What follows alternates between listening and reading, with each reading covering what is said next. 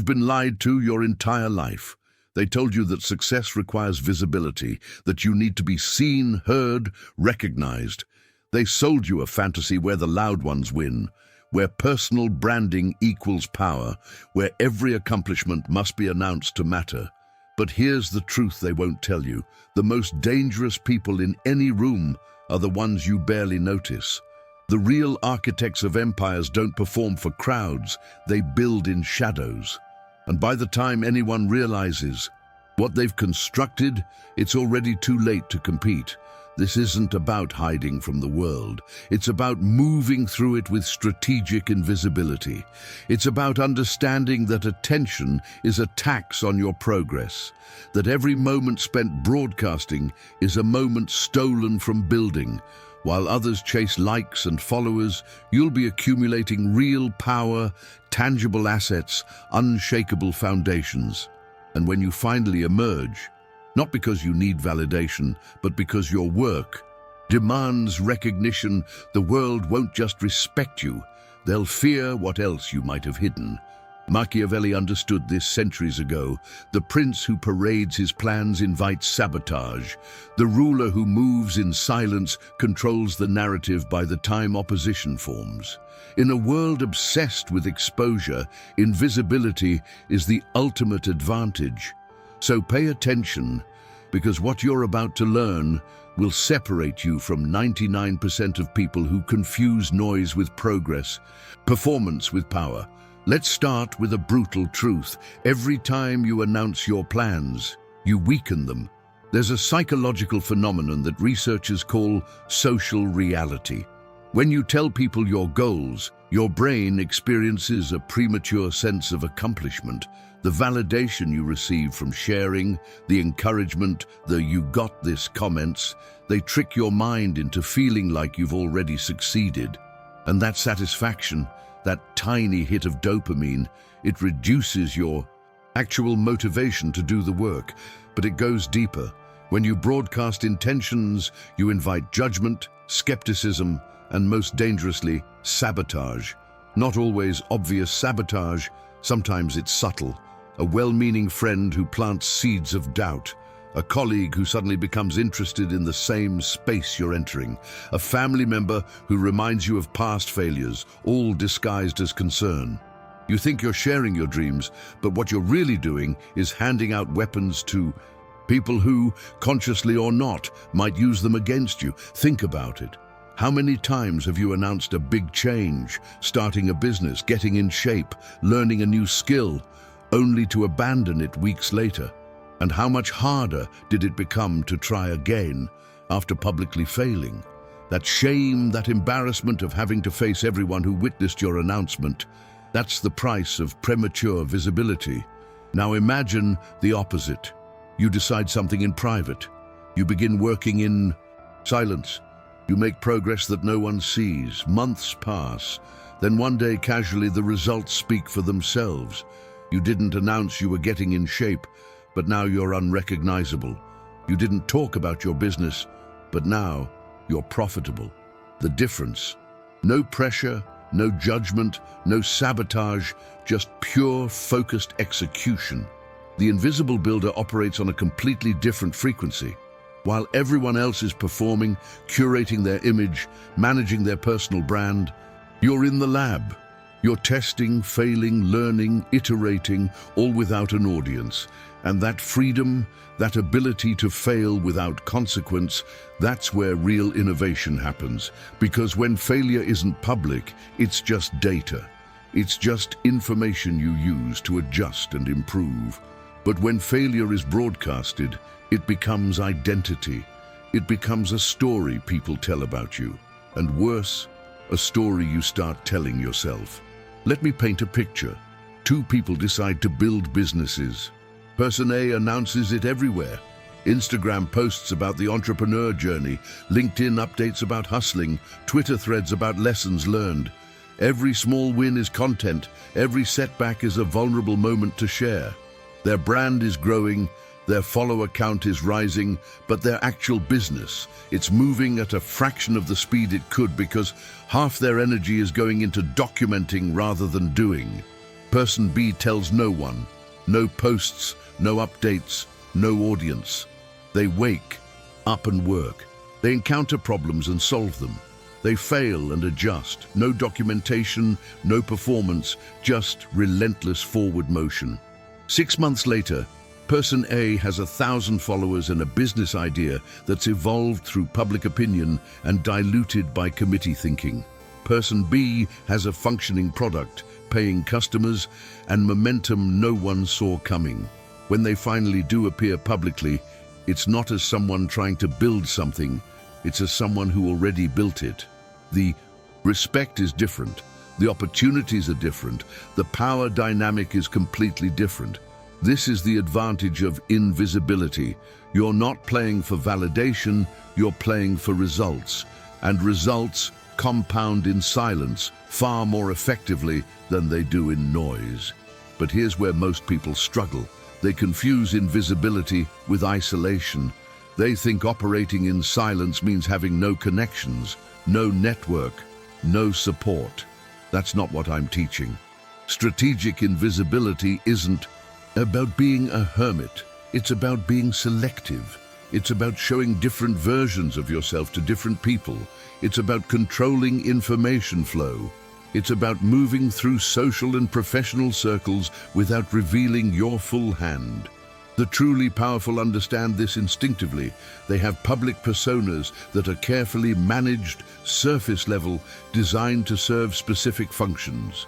But their real work, their actual strategies, their core innovations, those remain hidden until the moment of maximum impact.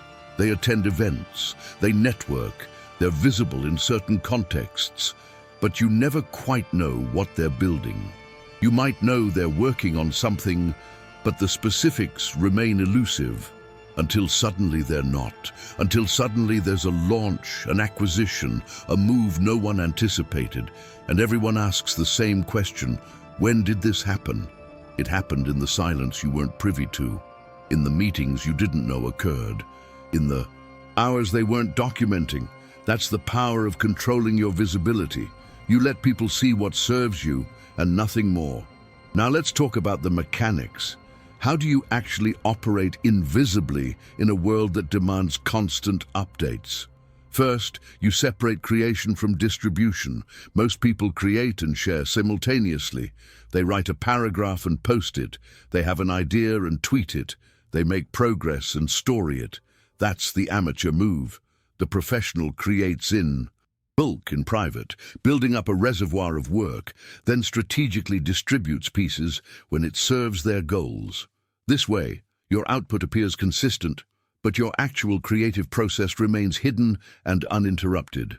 Second, you master the art of strategic ambiguity. When people ask what you're working on, you don't lie, but you don't reveal either. You give them enough to satisfy curiosity, but not enough to form opinions or interference. I'm exploring some opportunities in that space, or working on a few projects still in early stages, or simply, I'll share more when there's something concrete to show. These responses end conversations without creating suspicion. They protect your process while maintaining social grace. Third, you become comfortable with being underestimated. This is crucial. When you're not broadcasting your every move, people will assume you're doing less than you are. Let them. Their underestimation is your advantage, while they're not taking you seriously. You're outpacing them. While they're focused on more visible competitors, you're building something they won't see coming. The moment you feel the urge to correct their underestimation, to prove you're doing more than they think, that's your ego talking, not your strategy. Kill that urge. Being underestimated is a gift. Use it. Fourth, you create mystery through selective visibility. Completely disappearing makes people forget you. Being constantly visible makes you predictable. The sweet spot is intermittent presence.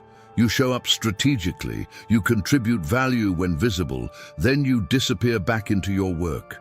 This pattern creates intrigue. People wonder what you're doing when you're not around.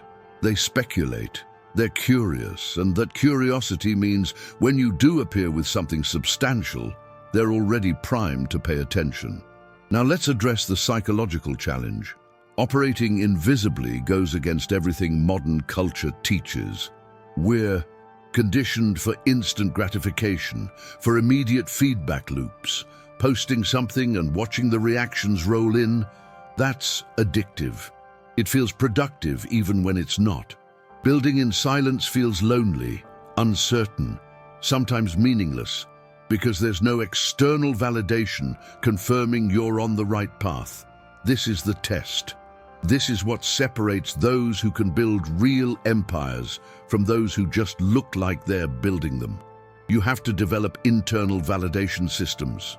You have to become your own source of confirmation that the work matters. You track progress privately, you celebrate wins alone, or with a very small, trusted circle. You measure success by actual metrics, revenue, skills acquired, problems solved, not by social metrics. And you have to be okay with the fact that while you're building, others might appear more successful because their success is visible, while yours is still underground. Here's a truth that will either liberate you or terrify you. Most of what you see on social media is performance, not reality.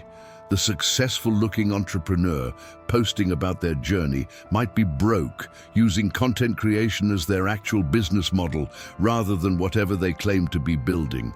The influencer teaching productivity might be barely holding their life together, but they've learned that looking productive is more profitable than being productive.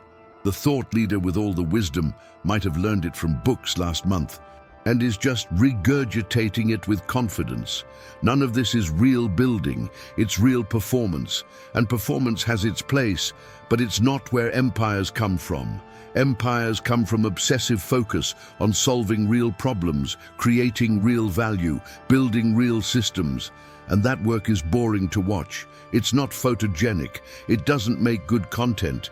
It's spreadsheets and negotiations and iterations and failures and adjustments. It's sitting with a problem for 6 hours until you crack it. It's rebuilding something from scratch because the first version didn't work. It's doing things that won't make sense to anyone until they see the finished result. That's why the builders stay invisible, because the work itself demands it. Let me show you this in practice. Think about the most successful product launches you've seen, the ones that seem to come out of nowhere and immediately dominated. Apple products, certain books, breakthrough technologies. What's the pattern? Silence during development, massive visibility at launch. They don't test concepts publicly. They don't crowdsource feedback from people who don't understand the vision. They build in secret. They iterate internally, they perfect behind closed doors, and then they reveal. And because the first time most people see it is the finished product, the impact is massive. There's no gradual desensitization, no fatigue from watching the process, just pure, where did this come from? Shock.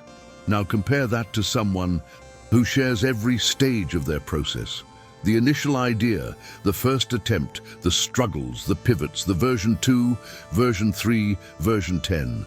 By the time they have something finished, their audience is exhausted. They've seen it evolve, they've watched the messy middle, they've formed opinions about old versions, and the final product feels less like a revelation and more like the end of a long saga they've been watching. The impact is diminished, the power is diluted.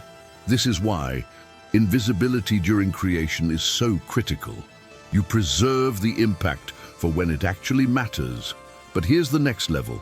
Invisibility isn't just about hiding your work, it's about hiding your weaknesses, your doubts, your failures, until you've converted them into strengths and lessons.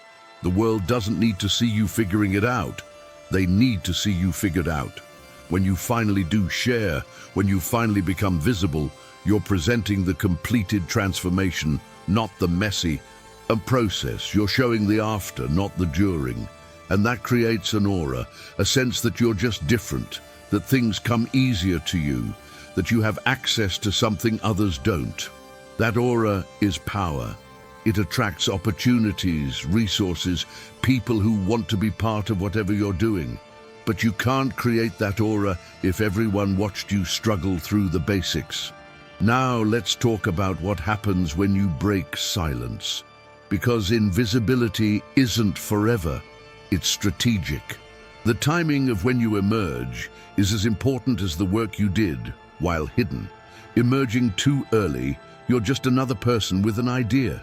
Emerging too late, someone else might have seized the opportunity. The perfect moment is when you have undeniable proof of concept. When your emergence isn't about potential, it's about demonstrated capability. When you're not asking for a chance, you're presenting a fact. This is why the silent builders are so devastating when they appear. They're not pitching dreams, they're showing realities. They're not seeking validation, they're offering value. The conversation changes entirely. Instead of, "Can you?" it becomes, "How did you?" Instead of skepticism, there's respect.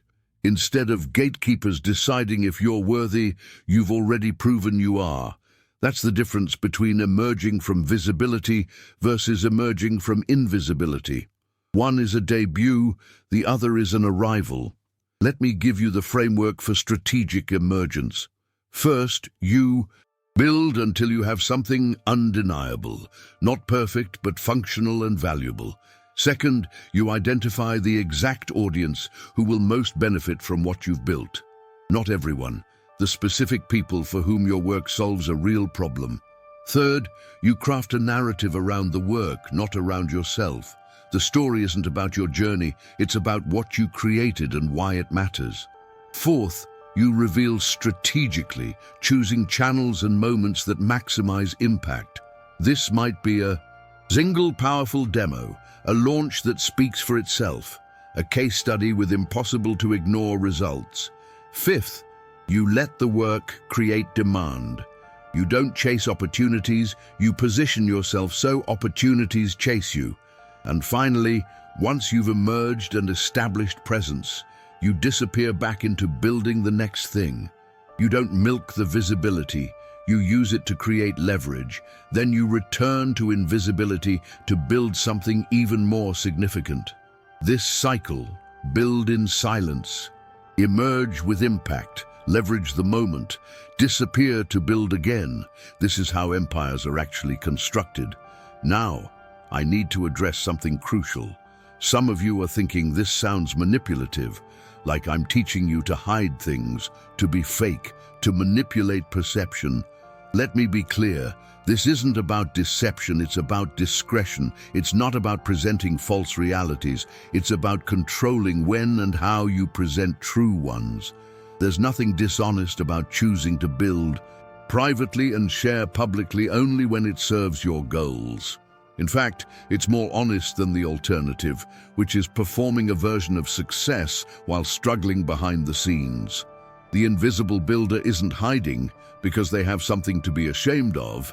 They're invisible because they have something too valuable to expose prematurely. They understand that attention is a resource that must be managed, that premature visibility invites premature judgment, and that the only opinion that matters during creation is the creator's. This isn't manipulation, it's protection. Protection of your process, your psychology, your work. And in a world that constantly demands access to everything, protecting your creative space is an act of self-respect, not deception. Here's what happens when you truly commit to this path. The first few months are hard. You're working while others are celebrating. You're building while others are visible. You question if you're doing it wrong because there's no external confirmation. But then something shifts. You start seeing progress, real progress, things that actually work, not just things that look good. You develop skills, systems, assets that compound quietly, and you realize that all the visible people, they're still basically where they were months ago because they've been performing instead of building. That realization is liberating and terrifying. Liberating because you now understand the game. You see that most of what looked like success was just good marketing. Terrifying because you realize how many people waste years on visibility instead of building substance, and you can't unsee it. From that point forward, you view the world differently. You're not impressed by follower counts or social proof. You're looking for actual results, real businesses, tangible value creation. And most people can't point to those things because they've been too busy looking successful to actually become successful. But you won't make that mistake again. You'll build something real, something that doesn't require constant promotion because it functions whether anyone's watching or not. And when you do emerge, it won't be because you need attention. It will be because your work is ready to scale, and visibility serves that purpose. That's the shift from visibility as validation to visibility as a tool. One is needy, the other is strategic. One comes from insecurity, the other from confidence. One hopes to be noticed, the other knows it will be. Let me give you the final framework. 3 phases of the invisible empire. Phase 1 is foundation, 12 to 24 months of pure building. No announcements, no personal branding, no content about your journey. Just work. Learning, creating, testing, failing, improving. You're invisible not just to the public, but even to most people who know you. When they ask what you're up to, you're vague. You're protecting this phase because it's fragile. It's where most ventures die. Because the creator either gave up after public failure or got distracted by performing instead of doing. You survive this phase by having absolute clarity on what you're building and why, by tracking progress privately, and by surrounding yourself with a tiny group of people who support you without needing to understand the full vision. Phase 2 is validation, 3 to 6 months of testing your work with real users, customers, or audience, but still quietly. This isn't a public launch, it's a controlled experiment. You're learning what works, what doesn't, where the value really lives. You're adjusting without the pressure of public expectations. You might have a small group of early adopters, beta users, initial clients, but they're self-selected people who found you or were specifically invited. No broad marketing, no big announcements, just quiet validation that yes, this thing you built actually works and people actually want it. Phase 3 is strategic emergence. This is when you go public, but not with a desperate look at me energy. You emerge because you have proof. You've got testimonials, results, data, things that speak louder than promises. Your visibility now serves growth, not validation. You're not hoping people will believe in your idea. You're showing them what it already accomplished. This is when you might start content, build presence, do marketing, but even then, you're strategic. You're not sharing everything. You're sharing what serves the mission. You're still protecting the core of your operation, the real strategies, the next moves, the deeper plans. Visibility increases, but you never go back to full exposure.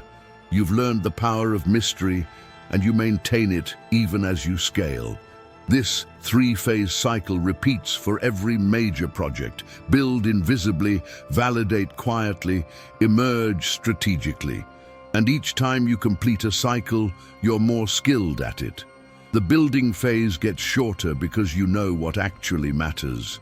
The validation phase becomes more efficient because you know what to test. The emergence phase creates bigger impact because you've built genuine anticipation through absence.